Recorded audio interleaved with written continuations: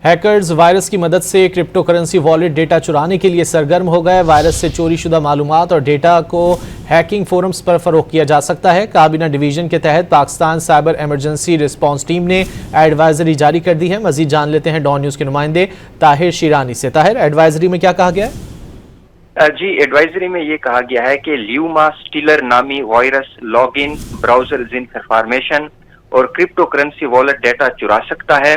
PDF फाइलों में जाली बूट डिटेक्शन सिस्टम की तस्वीर का इस्तेमाल करके वायरस फैलाया जाता है। बूट डिटेक्शन सिस्टम के जरिए वसी पैमाने पर फिशिंग मुहिम की निशानदही की गई है। एडवाइजरी के मुताबिक हमलावर सर्च इंजन में रद्दबदल करके नुकसानदेह पीडीएफ फाइल डाउनलोड करने पर मजबूर करते हैं। पीडीएफ फाइल्स में धोखाधड़ी पर मबनी बूट डिटेक्शन सिस्टम की तस्वीर शामिल होती हैं। तस्वीर पर क्लिक करने से सार्फिन फिशिंग वेबसाइट्स पर मुंतकिल हो जाते हैं और ये वेबसाइट्स माली मालूमात चोरी या सिस्टम्स को मलवेयर वायरस से मुतासिर करती हैं। एडवाइजरी में कहा गया है कि वायरस से मुतासिरीन के इंटरनेट का गलत इस्तेमाल भी किया जा सकता है। फिशिंग मुहिम टेक्नोलॉजी, माली खिदमात और मैन्युफैक्चरिंग सेक्टर सार्फिन को मुतासिर कर चुकी है।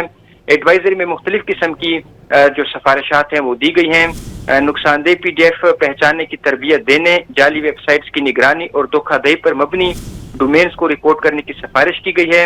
एडवाइजरी में इदारों को अहम डेटा का बाकायदा बैकअप और रिकवरी के अमल की तस्दीक, हमलों की रोकथाम के लिए तमाम सिस्टम्स को अपडेट और मल्टी फैक्टर तस्दीक का निज़ाम अपनाने, जबकि साइबर सिक्योरिटी दिफा को मजबूत बनाने की सिफारिशात भी की गई हैं। जी, बहुत शुक्रिया ताहिर शिरानी इन तफसीलात के लिए।